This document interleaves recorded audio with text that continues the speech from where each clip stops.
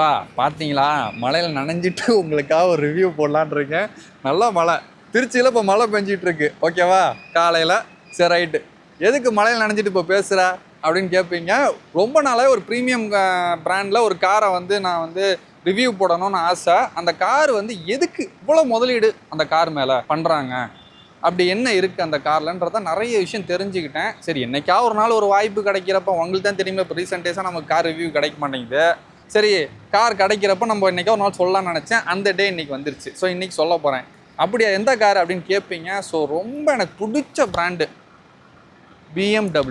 BMW பற்றி தான் பார்க்க போகிறோம். ஆனால் இதில் என்ன ஒரு விஷயம்னா, எந்த காரை பற்றி சொல்கிறதுனே எனக்கு ஒரு கன்ஃபியூஷன். புரியலையா? இங்கே பாருங்கள், எத்தனை கார் இருக்குது பாருங்கள். பிஎம்டபிள்யூ 3 சீரீஸு இங்கே பாருங்கள், 4 பிஎம்டபிள்யூவில் ஒரு 4 கார் இங்கே இருக்குப்பா. ஓகேவா? ஸோ இப்போ இந்த காரில் வந்து எந்த காரை எடுத்து ரிவ்யூ பண்ணுறதுன்னே எனக்கே தெரியல. ஆனால் எனக்கு இதில் ஒரு ரொம்ப பிடிச்ச ஒரு கார் இருக்குது. எந்த கார் தெரியுமா? இந்த நிற்கிதில் blue 3 series, BMW 3 series diesel variant. So நம்ம இந்த காரை வந்து என்ன பண்ணுறோம், ஒரு ட்ரைவ் போயிட்டே பேசுவோம். இது எதுக்காக வாங்குறாங்க, அப்படி என்ன அந்த காரில் இருக்குன்னு. ஓகேவா?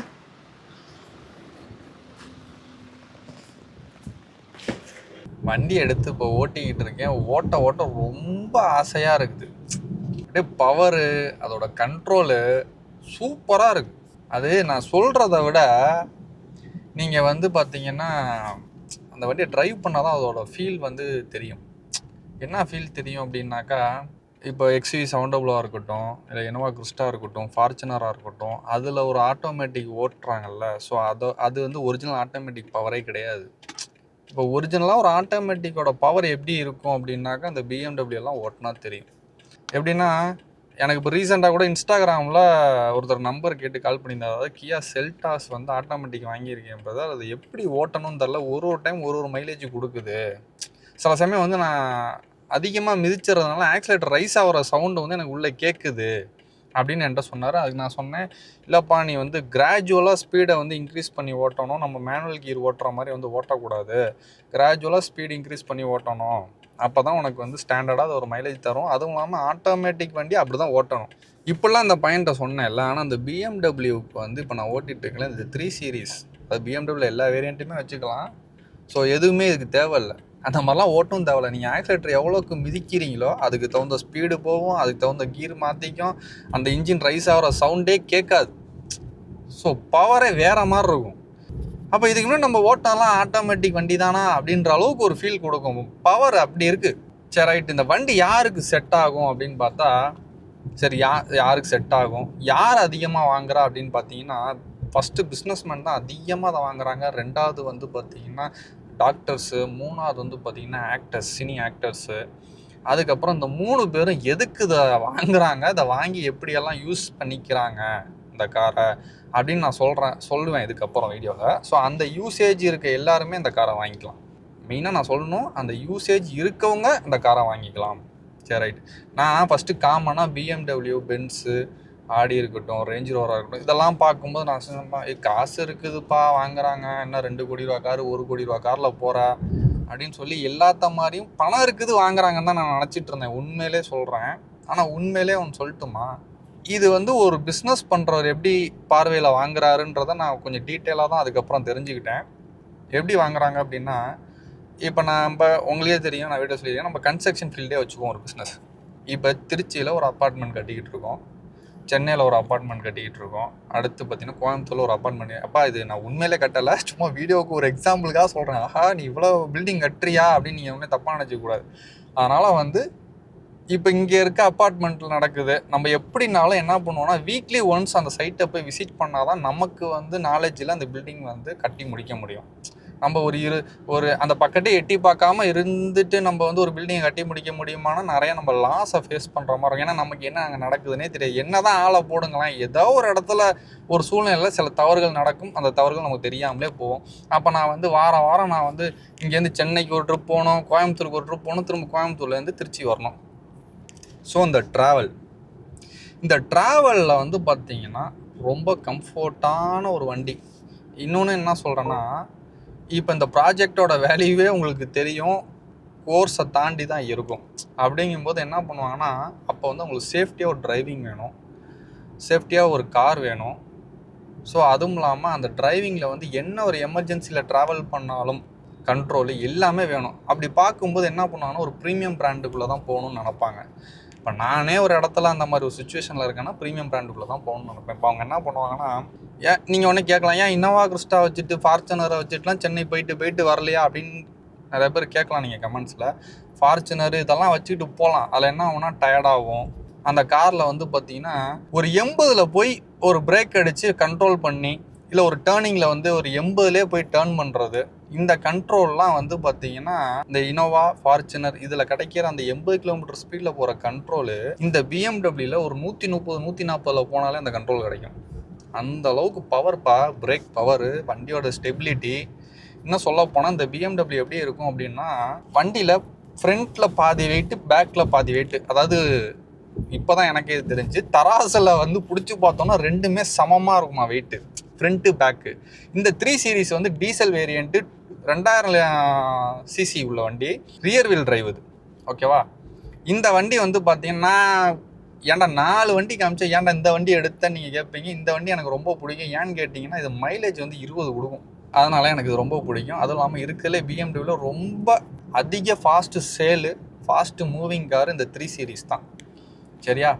இப்போ வந்து இந்த பிஸ்னஸ் மேன் வந்து இந்த மாதிரி 4 இடத்துக்கும் போகணும், வரணும், சேஃபாகவும் இருக்கணும். டக்குன்னு ஃபோன் வருது, இல்லை இமீடியட்டாக அங்கே போகணும், அங்கே ஏதோ ஒரு ப்ராப்ளம், சைட்டில் ஏதோ பிரச்சனை, டக்குன்னு கிளம்பணும் அப்படின்னா ஒரு செல்ஃப் டிரைவில் வந்து நான் கண்ட்ரோலாக பண்ணிக்கிட்டு டக்குன்னு அர்ஜென்ட்டாக போகணுன்னா அதுக்கு ப்ரீமியம் பிராண்டு தான் கரெக்டு.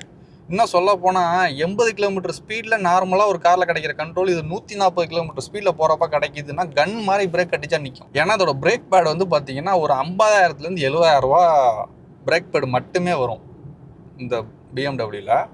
அப்போனா எந்த அளவுக்கு பவராக இருக்கும். இப்போ நார்மலாக வந்து எனக்குலாம் இனோவாலாம் பார்த்தீங்கன்னா ஒரு 11,000 ரூபா இருக்கும் பிரேக் பேட். அப்போ எவ்வளோ காஸ்ட் வித்தியாசம் இருக்குது பார்த்தீங்களா. ஸோ ஒரு குறிப்பிட்ட லெவலுக்கு அப்புறம் நம்ம ஒரு பிஸ்னஸில் போகிறோம் அப்படின்னா நமக்கு ஒரு சில சேஃப்டியான ஒரு கார் கண்டிப்பாக தேவைப்படும். இதில் இன்னொரு விஷயம் என்னன்னு கேட்டிங்கன்னா, இந்த திருச்சி டு சென்னை ட்ராவல் பண்ணும்போதே அவங்க என்ன பண்ணுவாங்கன்னா, அந்த கார்லேயே சில பிஸ்னஸ் டீல்ஸை முடித்து அந்த காருக்கான இன்கம்மை வந்து அதில் ஏர்ன் பண்ணிடுவாங்க. சொல்லப்போனால் அந்த பிஎம்டபிள்யூ காரு பிஸ்னஸ் மேனுக்கு எப்படி அப்படின்னா, அவங்களோட பிஸ்னஸுக்கு இது ஒரு பங்குதாரர் மாதிரி தான், இது ஒரு இன்வெஸ்ட்மெண்ட்டு தான். இந்த காரை அவங்க ஆஃபீஸாக யூஸ் பண்ணுவாங்க, இதுக்குள்ளே ஒரு மீட்டிங்கை முடிச்சிருவாங்க, அந்த மீட்டிங்லேயே ஒரு 4 லட்சம் 5 லட்சம் சம்பாரிச்சிருவாங்க. இந்த காரை வச்சு இன்னும் 4 ஒர்க் எடுப்பாங்க. ஒரு லெவலுக்கு மேலே ஒரு பெரிய ஒர்க்கெல்லாம் எடுக்கணும் அப்படின்னா நம்ம அதுக்கு தகுந்த ஒரு கேட்டகிரியில் நம்மளோட ஆள் பாதி ஆடை பாதி அந்த மாதிரி வந்து நம்மளோட ட்ரெஸ்ஸிங் சென்ஸு, நம்மளோட அந்த நம்ம போய் இறங்குற காரு, இதை பொறுத்து தான் வந்து நமக்கு ஒரு சில ஒர்க்கே இப்போலாம் கிடைக்கிது. ஸோ பிஸ்னஸ் மேன் வந்து பார்த்திங்கன்னா இந்த கார் வாங்குறாங்க அப்படின்னா இந்த காரில் போய்கிட்டே அவங்க சில விஷயத்த பிஸ்னஸை டீல் பண்ணிக்கிட்டே ட்ராவல்லே சம்பாதிச்சிருவாங்க. நம்ம நினைக்கிறோம் இதை வந்து ஒரு காசு இருக்குது பந்தாக்கு வாங்குறாங்க. எனக்கு தெரிஞ்சு பிஎம்டபிள்யூ பொறுத்த வரைக்கும் நான் என்ன நினைக்கிறேன்னா 100க்கு ஒரு 70% பேர் வந்து பார்த்தீங்கன்னா இதை வேற ஒரு பார்வையில் தான் இந்த காரை பர்ச்சேஸ் பண்ணுறாங்க. சரி, பிஸ்னஸ்மேன் சொல்லிட்டா டாக்டர் என்னத்துக்கு பர்ச்சேஸ் பண்ணுறாங்கன்னா, டாக்டர் வந்து எப்படின்னா ஹாஸ்பிட்டல் வந்து பார்த்தீங்கன்னா 4 மாடி இருக்கும். ஆனால் அந்த ஹாஸ்பிட்டலில் ஒரு ஆப்ரேஷன் பண்ணுறாங்க என்ன பண்ணுவாங்கன்னா, வெளியிலேருந்து தான் சில டாக்டர்ஸ் வருவாங்க. எல்லா டாக்டருமே டிஃபால்ட்டாக அந்த ஹாஸ்பிட்டலே ஒர்க் பண்ணுவாங்களா? கிடையாது.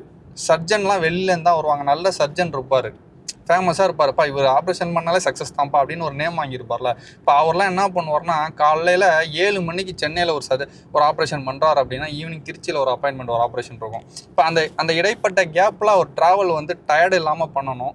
ஸோ அந்த ட்ராவல் சேஃப்டியாக இருக்கணும். அப்படியே இன்கேஸ் எனி ஒரு ஆக்சிடெண்ட் ஆகுது அப்படின்னாலும் அவருக்கும் சேஃப்டியாக இருக்கணும். அப்படி பார்க்கும்போது அவர் என்ன நினைப்பார் அப்படின்னா, ஒரு ப்ரீமியம் பிராண்டுக்குள்ளே தான் போகணும்னு நினைப்பார், ஒரு காரை பை பண்ணணும்னு நினைப்பார். என்ன சொல்ல போனால் நிறைய டாக்டர்ஸ் வந்து செல்ஃப் ட்ரைவ் பண்ணுவாங்க. இந்த பிஎம்டபிள்யூலாம் அப்பா செல்ஃப் ட்ரைவ் பண்ணுறதுக்கெல்லாம் அப்படிப்பட்ட கார் இது. சரி, இன்னும் சொல்ல போனால் இந்த காரு இப்போ ஒரு ப்ரீமியம் பிராண்டு காரை பார்த்துருக்கீங்களா? எங்கேயாவது ஆக்சிடெண்ட்டு ரொம்ப ரேரு. ஒரு கார் ஆக்சிடென்ட் ஆனாலும் அன்றைக்கி ஃப்ளாஷ் நியூஸ் அதுதான். ஏன்னா மோஸ்ட்லி வந்து பார்த்தீங்கன்னா இந்த மாதிரி காரை வந்து ஆக்சிடென்ட்டு ஆகிறத தவிர்க்கும். காரோட பர்ஃபார்மன்ஸு, அதோட குவாலிட்டி, அதோட பிரேக்ஸு, அதோட ஸ்டெபிலிட்டி இதெல்லாம் வந்து ரொம்ப நம்ம வந்து இந்த ஒரு அமௌண்ட் ஒரு ஒரு ஒரு 1 கோடி கொடுத்து ஒரு காரை வாங்குகிறோம். இப்போ இந்த காரோட விலை பார்த்தீங்கன்னா 80 லட்ச ரூபா. இப்போ 80 லட்ச ரூபா வாங்குகிறோம் அப்படிங்கும்போது அதோட பர்ஃபார்மன்ஸ் எப்படி இருக்கும்?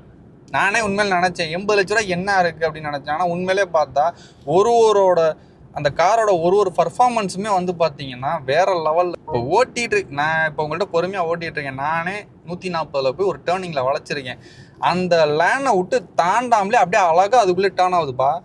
இப்போ இதே ஃபார்ச்சுனரில் மற்றெல்லாம் வளைச்ச என்ன தெரியுமா ஆகும்? ஒரு 3 ரவுண்டு அடித்து கீழே விழுந்து கிடப்போம்.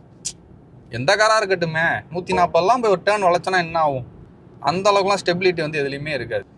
இப்போ வந்து இந்த டாக்டர்ஸ் வந்து ட்ராவலில் டயர்டே இருக்காது. எனக்குலாம் தெரிஞ்சு இப்போ வந்து பார்த்தீங்கன்னா உட்காந்துருக்கோம், ஓட்டிக்கிட்டு இருக்கேன். அது மிதக்குதா இல்லை ரோட்டில் போகுதா அப்படின்றதே எனக்கு ஒரு கேள்வியாக தான் இருக்குது. மிதக்கிற மாதிரி இருக்குது வண்டி. இப்படி அழுத்தணும் வச்சுங்க, அப்படியே பின்னாடி என்னை தள்ளுது. ஸோ இந்த பவர் வந்து அதான் நான் சொல்கிறேனே, ஒரு சில விஷயத்த வந்து சொல்லி உங்களுக்கு ஃபீல் பண்ண வைக்க முடியுமான்னு எனக்கு தெரியல. ஆனால் கண்டிப்பாக BMW ட்ரைவ் பண்ணவங்களுக்கு தெரியும். BMW ட்ரைவ் பண்ணாதவங்க ஒரு டெஸ்ட் ட்ரைவ் பண்ணிங்க அப்படின்னா, ஆஹா இவன் சொன்ன மாதிரி தான்டா இருக்குது அப்படின்னு நினைப்பீங்க. அந்த அளவுக்கு ஒரு பர்ஃபார்மன்ஸ் இருக்கும். சரி, இன்னும் சொன்னேன்ல, காலைல ஒரு ஆப்ரேஷன், ஈவினிங் ஒரு ஆப்ரேஷன். சரி, இந்த காரில் வந்து பார்த்தீங்கன்னா அந்த ட்ராவல்லே வந்து என்ன பண்ணிடுவோம்னா, அந்த ஈவினிங் பண்ண போகிற ஆப்ரேஷனோட டீட்டெயில்ஸ் எல்லாம் என்ன பண்ணுவார்னா, காரில் உட்காந்துக்கிட்டு எல்லாத்தையும் பார்த்து டோட்டலாக வந்து ப்ரிப்பேர் ஆயிடுவார் ஆப்ரேஷனுக்கு. சீரியஸாக இப்படி தான் ஒரு டாக்டர் பண்ணுவாங்க. ப்ரிப்பேர் ஆயிடுவார். அந்த ஆப்ரேஷன் முடிஞ்சோடனே என்ன ஆகுனா, அந்த காருக்கான எப்படின்னாலும் ஒரு வருமானம் வந்தால் தான் அந்த காருக்கு நம்ம டியூ கட்ட முடியும், அதை மெயின்டைன் பண்ண முடியும், அதை சர்வீஸ் பண்ண முடியும். ஸோ அதுக்கான இந்த கார் மெயின்டெனன்ஸுக்கு அவருக்கான வருமானத்தை வந்து அதில் எடுத்துருவார். ஸோ அந்த ஒரு ட்ராவலுங்கிறது அவங்களுக்கு ரொம்ப இம்பார்ட்டன்ட். ஒரு பிஸ்னஸ் மேனுக்கு அந்த ட்ராவல் இம்பார்ட்டன்ட். இப்போ ஒரு ஆக்டர்ஸ் ஏன் வாங்குறாங்க அப்படின்னா, அவங்க இப்போ ஒன்றும் இல்லை, சிவகார்த்திகேயன் எடுத்துங்க ஆக்டர், சூரிய எடுத்துக்குங்க, ஒரு விஜய் சேதுபதி சார் எடுத்துக்கோங்க. ஸோ இவங்க 3 பேருமே கீழேருந்து கஷ்டப்பட்டு மேலே வந்தவங்க. அவங்க ஒரு ஸ்டார்டிங் லெவலெலாம் எதில் வந்திருப்பாங்க? ஒரு இனோவாவில் வந்திருப்பாங்க, இல்லை ஏதோ ஒரு காரில் தான் வந்திருப்பாங்க. ஆனால் இப்போ அவங்க எந்த காரில் வராங்க? அவர் வச்சிருக்கிறது பென்ஸ்லேயே டாப் கிளாஸ் பென்ஸ் வச்சிருக்கிறாரு விஜய் சேதுபதி. சூரியும் சிவகார்த்திகேயன் சாரும் BMW தான் வச்சிருக்கிறாங்க. ஒரே மாடலு. அவர் ஒயிட்டு, சூரிய வந்து ப்ளூ. ஒரு லெவலுக்கு மேலே போயிட்டோம் அப்படின்னா நம்மளோட ட்ராவல் இம்பார்ட்டன்ட். ஸோ அந்த ட்ராவலோட இம்பார்ட்டன்னா என்ன சொல்ல வரோன்னா, நம்ம சேஃப்டி.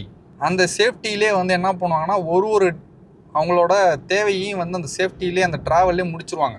இப்போ நீங்கள் ஆக்டர்ஸே எடுத்துங்களேன், ஷூட்டுக்கெலாம் போகிறப்போ பார்த்தீங்கன்னா அந்த BMW போவாங்கன்னா BMW போக மாட்டாங்க. அவங்களுக்கு தனியாக ஒரு கார் இல்லை சாதாரண காரில் ஏறி போவாங்க. கேஷுவலாக பார்த்தா சிக்னலில் மக்களாக தான் போயிட்டுருப்பாங்க. அந்த ஃபிலிம் ஓட்டியிருக்கனால தெரியாது உள்ளே யார் உட்காந்துருக்காங்கன்னு. அவங்க எங்கே அந்த BMW யூஸ் பண்ணிக்குவாங்க அப்படின்னு கேட்டிங்க அப்படின்னா, இப்போ ஒரு அவார்ட் ஃபங்க்ஷன் தராங்கன்னா அங்கே யூஸ் பண்ணிக்கலாம். இப்போ அங்கே போனால் தான் அவங்க இவர் ஒரு லெவல் கேட்டகரியில் ஆக்டராக வந்துட்டார் அப்படின்னு நான் ஏற்றுக்கணுன்னாலே அவர் BMW வந்தால் தான் நான் ஏற்றுக்குவேன். ஏன் இப்போ இல்லைப்பா நீ ஏற்றுக்கோனா நாங்கள் எப்படி ஏற்றுக்குவோம் அப்படிலாம் கிடையாது. ஏன் இப்போ டேரக்டர் H வினோத்தை வச்சுங்களேன், அவர் இன்னும் கீபேட் ஃபோன் தான் வச்சிருக்கிறாராம், இன்னும் சாதாரண காரில் தான் வராராம். அவரை யாராவது ஒருத்தராவது வந்து ஒரு பெரிய டேரக்டர் மாதிரி பார்க்குறீங்களா? இப்போ இதே வந்து லோகேஷ் கனகராஜ், இப்போ இன்னும் 2 பேர்லாம் இருக்காங்க. அவங்களாம் ஒரு பெரிய ப்ரீமியம் பிராண்டில் வந்தால் தான் வந்து பெரிய டேரக்டர்ப்பா. ஸோ நம்மளோட மைண்ட் செட் இதே. நான் என்ன சொல்ல வரேன் அப்படின்னா, ஒருத்தவங்களோட டெவலப்மெண்ட்டுக்கும் இந்த ப்ரீமியம் பிராண்டுங்கிறது வந்து ஒரு சப்போர்ட்டிவாக இருக்குது. ஒரு பிஸ்னஸ் மேனு, டாக்டரு, அவங்களுக்கு எல்லாத்துக்குமே வந்து பார்த்திங்கன்னா ரொம்ப சப்போர்ட்டிவாக இருக்குது. இப்போ நான் சொன்னேன்ல, இந்த யூசேஜ், இப்போ நான் ஒரு பிஸ்னஸ் பண்ணுறேன், இந்த காரை நான் ஒரு ஆஃபீஸாகவும் யூஸ் பண்ணிக்குவேன், இந்த ஒரு கார் ட்ராவல்லே என்னால் வந்து ஒரு சம் பிஸ்னஸில் வந்து ஏதாவது ஒரு ஆர்டர் எடுக்க முடியும், ஒரு ஏர்னிங்ஸ் பார்த்துட முடியும் அப்படின்ற அளவுக்கு இந்த காரை வந்து நான் யூஸ் பண்ண தெரியணும். அந்த ட்ராவலும் எனக்கு வந்து பார்த்திங்கன்னா ரொம்ப இம்பார்ட்டண்ட்டாக இருக்கணும். அப்போ இந்த BMW வந்து அதில் எனக்கு வந்து ரொம்ப இதுதான் 3 விஷயத்தையும் எனக்கு சாட்டிஸ்ஃபைட் பண்ணணும். இன்னும் ஏன் சிம்பிளாக சொல்கிறேன், சிட்டிக்குள்ளே பார்த்துருக்கீங்களா? BMW அப்படி பொறுமையாக ஆமாம் மாதிரி போகும். நம்ம ஒரு ஸ்கார்பியோ வச்சுருப்போம், இல்லை ஒரு சவுண்டப்பில் வச்சுருப்போம், ஃபார்ச்சுனர் இருப்போம், கண்ணா அப்படின்னு கட்டை அடிச்சுட்டு போயிட்டுருப்போம். என்னடா அவன் இப்படி போகிறான் அப்படின்னு நான் நினப்போம். நானே நினச்சிருக்கேன். ஒரு தடவை இது மாதிரி நினச்சிட்டு போயிட்டுருக்கேன். திடீர்னு பார்த்தா ஒரு திருச்சியில் ஓயமாரி ரோட்லேருந்து வந்து ஹைவே ஏறிட்டேன். எனக்கு பின்னாடி தான் அந்த BMW தாண்டி ரொம்ப தூரம் வந்துட்டேன். பின்னாடி மிரரில் பார்த்தா அந்த BMW காணோம். ஹைவேல ஏறி போய்கிட்டு இருக்கேன், ஒரு 100ல் போயிட்டுருக்கேன். சல்லுன்னு நம்மளை சைடு போட்டு அந்த BMW போகுது. கண்ணு கட்டின வரைக்கும் அந்த காரை காணும். இதோட பவரை எங்கே நீங்கள் வந்து காட்ட முடியும் அப்படின்னா ஹைவே தான். சிட்டிக்குள்ளே வந்து நம்ம பொறுமையாக தான் போவோம் அந்த காரில் வச்சுருந்தோன்னா. இப்போ நான் வந்து தாரையே கண்ணாப்பணம் கட்டடிச்சு ஓட்டினா கூட இந்த காரை வாங்கினேன் அப்படின்னாக்கா சிட்டிக்குள்ளே ஒரு ஆமா ஓட்டுறோம், ஆமா எப்படி போமோ அந்த மாதிரி தான் நான் ஓட்டிட்டு போவேன். ஏன் தெரியுமா, அந்த காரோட வேல்யூ 80 லட்சத்துக்கு வாங்கிட்டு நம்ம கட்டடிச்சு ஓட்டிட்டு ஏதோ ஒரு சின்ன கோடு விழுந்துருச்சுன்னா எப்படி இருக்கும், நம்மளால ஏற்றுக்கவே முடியாது. சின்ன கார் ஸ்விஃப்ட் காரில் கோடு விழுந்து மிரர் வந்தாலும் இறங்கி அவன்ட்டு சண்டைக்கு போயிட்டு இருக்கோம். இப்போ இவ்வளோ பெரிய காரை வந்து நம்ம என்ன பண்ணோம்னா அந்த ஒரு எண்ணத்தை வந்து இந்த கார் கொடுக்காது. நம்மளை வந்து எப்படி பண்ணோம்னா காமாக ட்ரைவ் பண்ண வைக்கும். ஏன்னா இதோட விலை, இதோட இன்வெஸ்ட்மெண்ட்டு, இது எவ்வளோ இம்பார்ட்டன்ட் நமக்கு அப்படின்றத வந்து நம்ம அடுத்தவன் ஆப்போசிட்டில் வரவங்க எப்படி போகிறாங்க வராங்கன்றதை கணக்கு பண்ணி நம்மளை சேஃபாக ஓட்டிகிட்டு போவோம். உண்மையில் அந்த எண்ணத்தை தான் கொடுக்கும். எவ்வளோ பெரிய ஃபாஸ்ட்டாக ஓட்டுற ஆளாக இருந்தாலும் என்ன பண்ணுவாங்க அப்படின்னா பிஎம்டபிள்யூவில் போகிறப்ப சாஃப்டாக சிட்டிக்குள்ளே ஓட்டுவாங்க. ஹைவே போனதுக்கப்புறம் அதோட ஒரிஜினல் பவரில் ட்ரைவ் பண்ணுவாங்க. இன்னும் சொல்லட்டுமா, இப்போ திருச்சியிலேருந்து சென்னை போகிறோம், இடையில ஏதாவது ஒரு ஹோட்டலில் நிப்பாட்டி நம்மலாம் சாப்பிட்லான்னு எத்தனை தடவை டீ கடையில் நிப்பாட்டுறோம், ஹோட்டலில் நிப்பாட்டுறோம். அங்கே வந்து பார்த்தீங்கன்னா 4 இனோவா கிறிஸ்டாவாவது பார்த்துருவேன், இல்லை ஒரு 3 எக்ஸ்யூவியாவது பார்த்துருவேன், இல்லை ஃபார்ச்சுனராவது ஒரு 5 பார்த்துருவேன். ஆனால் பிஎம்டபிள்யூ ஒன்று தான் பார்க்க முடியும், அது ரொம்ப ரேர். எங்கே 4-5 பிஎம்டபிள்யூ ஒரு ஹோட்டல் நின்று நீங்கள் பார்த்துருக்கீங்களா? ஆனால் எவ்வளோ பிஎம்டபிள்யூ ரோட்டில் நம்ம பார்க்குறோம். ஸோ அவங்க என்ன பண்ணுவாங்க அப்படின்னா, நம்ம இங்கே திருச்சியிலேருந்து சென்னை போகிறதுக்கு எனக்கு தெரிஞ்சு வந்து நிற்காமல் போனோம் அப்படின்னா ஒரு 4 ஹவர்ஸில் போகலாம், பேஸ்ட் ஆன் டிராஃபிக்கை பொறுத்து. நம்ம அந்த சாப்பிட்ற கேப்பில் என்ன ஆகும் அப்படின்னா, இவங்க வந்து எங்கேயுமே சாப்பிடாம டேரெக்டாக வீட்டில் போய் சென்னையில் போய் ரீச் ஆகிட்டே சாப்பிட்ருவாங்க. நம்ம வந்து ஒரு 4 ஹவர்ஸ் பிளான் பண்ணுறோம் அப்படின்னா இவங்க ஒரு 3 ஹவர்ஸில் போய் ரீச் ஆயிடுவாங்க. இன்னும் சொல்ல போனால் ஒரு அர்ஜென்ட்டாக போகணுன்னா கூட 2.5 மணி நேரத்தில் கூட போனாலும் இந்த வண்டியில் ஆச்சரியப்படுத்திக்கணும். ஏன்னா அந்த அளவுக்கு கண்ட்ரோல் இதில் இருக்குது. கண்ட்ரோல் பண்ண முடியும். 140 போனாலும் அப்படி கண் மாதிரி நிற்கும் வண்டி. சொல்லப்போனால் சேஃப்டி ரொம்ப வண்டி, அதுதான் இவ்வளோ காசு கூட. நிறைய பேர் நம்ம நினச்சிட்டு இருக்கோம் பந்தாக்கா வாங்குறாங்க, அப்படி காசு இருக்குதுன்னு வாங்குறாங்க, அப்படிலாம் கிடையாது. இது அவங்களோட ஒரு நாள் ட்ராவல், இந்த காரில் ட்ராவல் பண்ணுற வேல்யூ வந்து ஜாஸ்தி. பிஸ்னஸ்ஸு, ஒரு பேஷண்ட்டோட உயிர் இருக்குது, அவங்க போய் ஆப்ரேஷன் பண்ணால் தான் காப்பாற்ற முடியும், அந்த வேல்யூ ஜாஸ்தி. அப்போ அவங்க சேஃப்டியாக இருக்கணும், அதுக்கு இந்த பிஎம்டபிள்யூ டாக்டர் பர்ச்சேஸ் பண்ணுறாங்க. ஆக்டர்ஸும் அப்படி தான், அவங்க ஒரு ப்ரீமியமான ஆக்டர்னு நம்ம ஏற்றுக்கிறதுக்கே அவங்க சில ஆக்டிவிட்டீஸில் வந்தால் தான் நம்ம ஏற்றுக்குவோம். ஸோ அவங்களும் முக்கியம் தானே. பெரிய ஆக்டருங்கும் போது அவங்கள சேஃப்டி பண்ணிக்க தான் பார்ப்பாங்க. நம்மளே இன்னும் சிம்பிளாக சொல்லணுன்னா, ஒரு ஸ்ப்ளெண்டர் பைக்கை வச்சுருப்போம், பெருசாக கண்டுக்க மாட்டோம், வாங்கின ஒரு வாரத்தில் தொடச்சி வச்சுக்குவோம். இதே இன்னும் கொஞ்சம் நாள் போய் ஒரு பெரிய ஒரு 2-3 லட்ச ரூபாய்க்கு ஒரு காரை வாங்குகிறோம் அப்படின்னா எப்படி தொடச்சி பார்த்துக்குவோம். ஸோ நம்ம மாற்றிக்குவோம். ஏன்னா அதுக்கு ஒரு மதிப்பு நம்மளே கொடுக்குறோம் அது மாதிரி. ஸோ எனக்கு தெரிஞ்சு பிஎம்டபிள்யூ கார் வாங்குறவங்க எல்லாமே என்ன பண்ணுவாங்க அப்படின்னா, அவங்களோட டெவலப்மெண்ட்டுக்கு இது ஒரு இன்வெஸ்ட்மெண்ட். ப்ரீமியம் பிராண்ட் எல்லாமே தான் சொல்கிறேன். ஸோ பிஎம்டபிள்யூ மட்டும் இல்லை, எனக்கு பர்சனலாக பிஎம்டபிள்யூ ரொம்ப பிடிக்கும். அதுலேயும் இந்த 3 சீரீஸ் ரொம்ப பிடிக்கும். ஃப்யூச்சர் டெவலப்மெண்ட்டில் நம்ம இதை வாங்க முடிஞ்சால் வாங்குவோம். ஓகேவா? செம்ம வண்டி. இப்போ ஸ்பீடு எவ்வளோ போகிறேன்னா 98 போயிட்டுருக்கேன், போகிறதே தெரியல, அப்படி இருக்குது வண்டி. செம்ம வண்டிப்பா. நான் இப்போ சொன்னதை வச்சு பிஎம்டபிள்யூ கார்லாம் என்ன ஒரு ஐடியாவில் வாங்குறாங்கன்றது உங்களுக்கு தெரிஞ்சிருக்கும்னு நான் நினைக்கிறேன். எனக்கு தெரிஞ்சு வந்து பிஎம்டபிள்யூ இதனால தான் வாங்குறாங்க. ஸோ நான் இன்கேஸ் ஃப்யூச்சரில் வாங்கணுன்னாலும் இந்த ஒரு ஐடியாவில் தான் நான் வாங்குவேன். ஓகேவா? சும்மா வந்து வேலையே இல்லாமல் ட்ராவலே இல்லாமல் இந்த பிஎம்டபிள்யூ வாங்குவேன்னா வாங்க மாட்டேன்.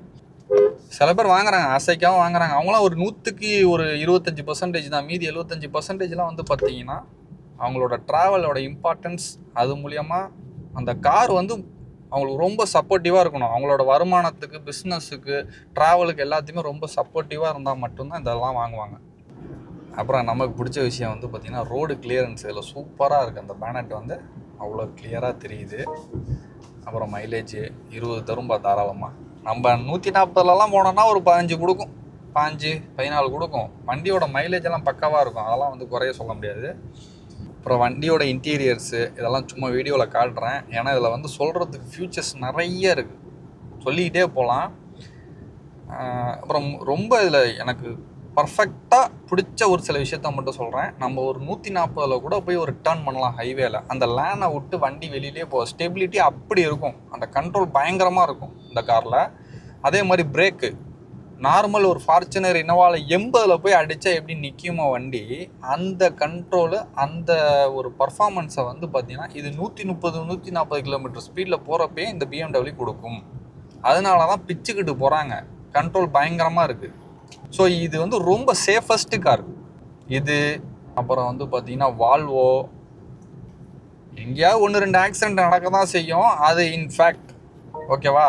பட் இருந்தாலும் ஆக்சிடென்ட்ஸில் இந்த மாதிரி கார்லாம் ரொம்ப ரேரு லிஸ்ட்டில் வரதில்லே. ஏன்னா அந்த அளவுக்கு வந்து சேஃப்டி ஃபியூச்சர்ஸ் வந்து ஜாஸ்தி, ஒரு பார்ட்ஸும் குவாலிட்டியும் ஜாஸ்தி. ஓகேவா. இந்த வீடியோ பார்க்குறவங்க யாராவது இன் ஃபியூச்சர் ஒரு ஆக்டராக ஆகிறதுக்கு ட்ரை பண்ணுறீங்க, இல்லை ஒரு டாக்டராக படிச்சுக்கிட்டு இருக்கீங்க, இல்லை ஒரு பெரிய பிஸ்னஸ் மேன் ஆகணும்னு நினச்சிக்கிட்டு இருக்கீங்க அப்படின்னா கண்டிப்பாக நான் சொல்கிற ஒரு ட்ராவலில் வந்து என்னோட ட்ராவல் வந்து ரொம்ப வேல்யூபிள் அப்படின்னு நீங்கள் யோசிக்கிறப்ப நீங்களே சொல்கிறேன் இந்த ப்ரீமியம் பிராண்டுக்குள்ளே தான் போவீங்க. அப்போ இது வந்து ஒரு பந்தாவுக்கு வாங்குறீங்களா ஆசைக்கு வாங்குறீங்களான்னு கேட்டால் உங்களோட ட்ராவலோட வேல்யூவை பொறுத்து தான் வாங்குவீங்க. ஓகேவா. ஸோ ஒரு பிஎம்டபிள்யூ எந்த ஒரு பாயிண்டில் பர்ச்சேஸ் பண்ணுறாங்கன்றதை எனக்கு தெரிஞ்சு நான் சொல்லிட்டேன். நம்ம என்ன பண்ணுவோம், திரும்ப அடுத்த வீடியோவில் சந்திப்போம். இன்னும் மீதி இருக்க 3 பிஎம்டபிள்யூயும் பற்றி ரிவ்யூ போடலையான்னு கேட்டால் அதெல்லாம் இல்லை. நம்மளோட கான்செப்ட் என்னென்னா ஒரு ப்ரீமியம் பிராண்டுக்குள்ளே எதுக்காக உள்ளே போகலாம், அதை வாங்குறத எவ்வளோ பேர் என்ன ஐடியாவில் அதை வாங்குறாங்க அப்படின்றது தான் நம்ம கான்செப்டாக வந்து சொல்கிறோம். ஸோ அந்த கான்செப்டை சொல்லிட்டேன். நம்ம என்ன பண்ணுவோம், திரும்ப அடுத்த வீடியோவில் சந்திப்போம். முன்னாடி ஒரு இனோவா கிறிஸ்டா போயிட்டுருக்கு. ஸோ இப்போ இதோட பர்ஃபார்மன்ஸ் எப்படி இருக்குன்னு இப்போ பாருங்கள். லைட்டாக தான் அழுத்துறேன், அப்படி பவர் அப்படி இருக்குது. கட் அடிச்செல்லாம் போக மாட்டேன், சும்மா லைட்டாக தான் அழுத்துறேன், அப்படி பவர்.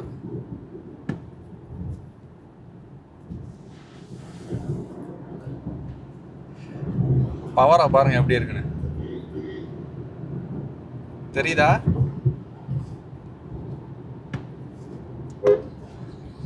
ஸோ இதில் இருக்க கண்ட்ரோல் வந்து பார்த்தீங்கன்னா அந்த இனோவா கிறிஸ்டால வராது. அதுக்கு நான் அந்த காரை குறை சொல்லல. ஸோ ஒரு ப்ரீமியம் பிராண்டுக்கும் கீழே இருக்க பிராண்டுக்கும் குவாலிட்டி டிஃப்ரெண்ட்டாக சொல்கிறேன், அவ்வளோதான்.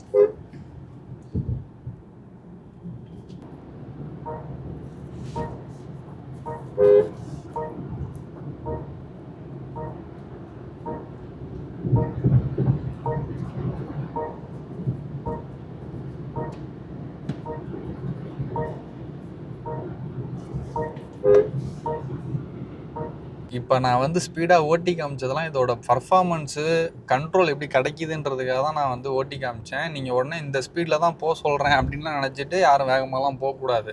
ஏன்னா நம்ம ஒரு விஷயம் சொல்கிறோம் வேறு ஒரு புரிதலுக்காக, நீங்கள் வந்து சில பேர் தப்பாக புரிஞ்சுக்கிட்டு அந்த மாதிரி ட்ரை பண்ணாதீங்க, சரியா. இதோட கண்ட்ரோலுக்காக தான் நான் வந்து இந்த காரை சைடு போட்டது, பவர் எப்படி இருக்குது அப்படின்றதுக்காக தான் காமிச்சேன். எந்த கார் வாங்கினாலும் 100க்கு மேலே ஹைவேல ஸ்பீடுங்கிறது எனக்கு வந்து தேவையில்லாதது. 100ங்கிறது கரெக்டான ஸ்பீடு, ஓகேவா.